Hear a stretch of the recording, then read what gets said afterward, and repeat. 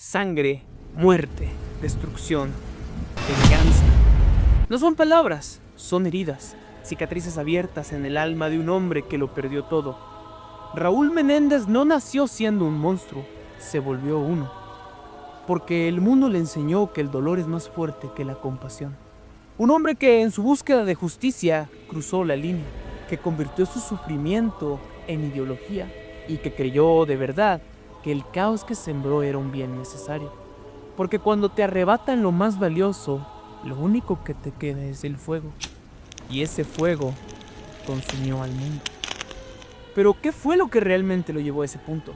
¿Qué le puedes quitar a una persona para que decida enfrentarse no solo a un país, sino a un sistema entero? Déjame contarte la historia de uno de los villanos más humanos, más trágicos y, paradójicamente, más reales que han existido en los videojuegos. Raúl Menéndez nació en 1963 en un país herido. Nicaragua sangraba entre la guerra civil, la pobreza extrema y el intervencionalismo de potencias extranjeras que veían a América Latina como un tablero de ajedrez. Una de ellas, quizás la más influyente, era Estados Unidos. Su padre, Luis Menéndez, era un traficante de armas y drogas con conexiones directas con la CIA, un hombre que en medio de la guerra solo veía oportunidades para enriquecerse, y en ese entorno fue criado Raúl, entre balas, traiciones y muerte. Desde muy joven aprendió que el valor de una vida era relativo, que la sangre podía mezclarse con la tierra sin que nadie lo notara, y que la violencia no era una excepción, sino la norma. Pero incluso en medio de ese infierno había una luz, una razón para no volverse completamente loco. Su hermana Josefina, una joven enferma, frágil, pero llena de bondad. Ella era su refugio, su propósito, su ancla. La única persona que le recordaba que aún quedaba algo por el cual luchar, algo por lo cual vivir. Pero esa luz también fue apagada. Durante una operación encubierta, fuerzas estadounidenses lideradas por Frank Woods y Alex Mason atacaron la finca de los Menéndez, y en medio del caos, Josefina murió. Y con ella, también murió Raúl. Lo que quedó de él fue una sombra, una versión rota y peligrosa de lo que alguna vez fue un hermano amoroso. El dolor que no supo sanar, lo convirtió en ideología, y la venganza que no supo callar, se volvió revolución. Es en ese preciso momento cuando Raúl Menéndez desciende al infierno, no al infierno que está bajo la tierra, sino al infierno que arde en el alma de quienes ya no tienen nada. Pero antes de juzgarlo, antes de señalarlo como hombre del terror, como villano, tenemos que hacernos una pregunta que va más allá del bien y del mal. ¿Qué llevó a Menéndez a todo esto? ¿Fue realmente decisión propia o simplemente fue un peón más en un juego armado por gigantes? Para entender su odio hay que mirar hacia atrás, no del juego, sino de la historia. Porque lo que vio Raúl Menéndez no es pura ficción, es el reflejo de una verdad cruda que marcó a toda una región. Nicaragua, 1979. Un país pequeño pero con una historia gigante de dolor.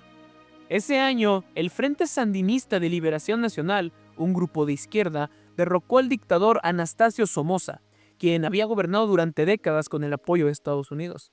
La revolución triunfó y con ella nació un nuevo sueño para el pueblo.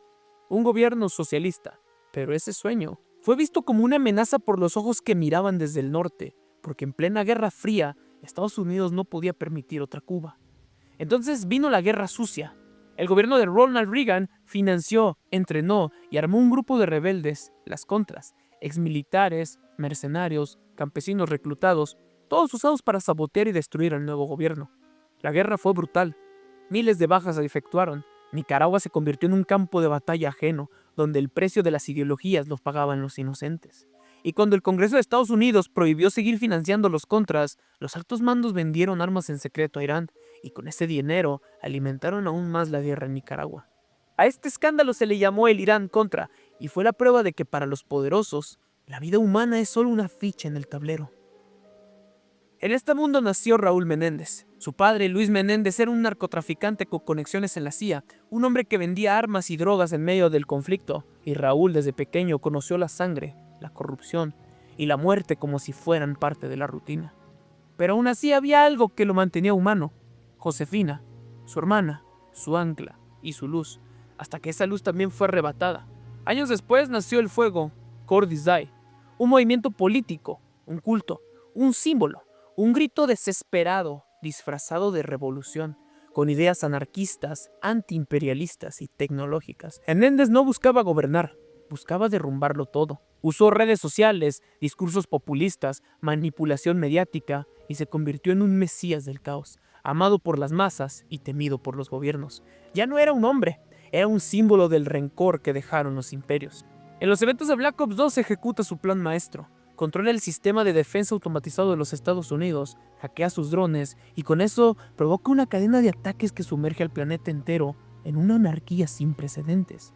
Pero su guerra no era contra un ejército, era contra un sistema. Uno que lo había aplastado desde niño, uno que mató a su hermana, uno que lo obligó a ser lo que terminó siendo. Entonces, volvemos a la pregunta, ¿realmente fue su decisión o solo era el producto inevitable de un mundo que jamás le dio opciones?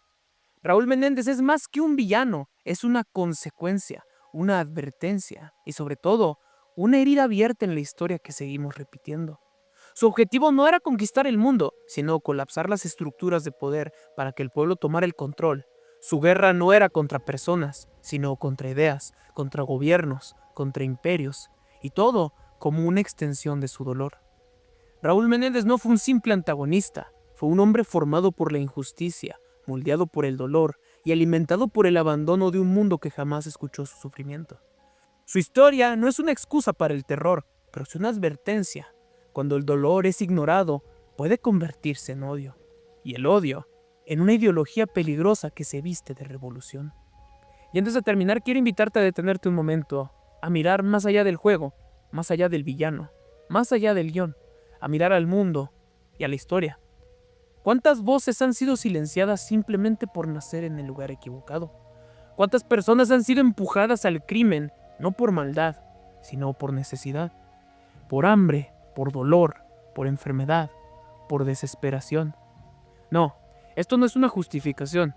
No se trata de decir que está bien hacer el mal. Se trata de entender de dónde nace. Porque cuando uno estudia la historia, se da cuenta que muchas de las grandes tragedias que azotaron a los pueblos del sur llevaba una misma figura en su origen: el deseo de poder, la intervención disfrazada de ayuda, la imposición de un modelo que solo beneficia a unos pocos, mientras millones sangran. Tal vez Menéndez fue un extremista, o tal vez solo fue un grito de alguien que el mundo decidió ignorar. Mientras para unos Estados Unidos era el héroe, para otros era el verdugo silencioso. Y en ese contraste, en esa dualidad, nacen historias como esta. Entonces, la pregunta que queda es, ¿quién es realmente el villano del cuento? ¿El que dispara o el que creó la guerra? Puede que esto solo sea ficción, un videojuego, un guión bien escrito. Pero si te detuviste a pensar, aunque sea por un segundo, entonces este mensaje ya hizo lo que tenía que hacer. Porque mientras vivamos, mientras tengamos voz, tenemos la oportunidad de cuestionar lo que nos contaron, de ver más allá de lo evidente y de entender que a veces los villanos no nacen, los fabrica el sistema. My console crashed. What do you got? Can you get in? Raul Menéndez is transmitting a live webcast. He's on right now. Opulence is sinful, and we all pay for it. Los Angeles was the flagship of their absurd materialism, so I destroyed it. I'm locked out. Can you hack into the system? They thought I wanted to kill the president. We're fucked. Doña Presidente, I could have buried you 1,000,000 times over. No. I wanted you to see it. To feel what it's like. The drones are being controlled from Haiti. What? Sir, there's nothing more we can do. Today, We cannot regain access to the drones. 2 billion people exist in abject misery, tyrannized by war. He's ready to strike New York. Gonna stop it?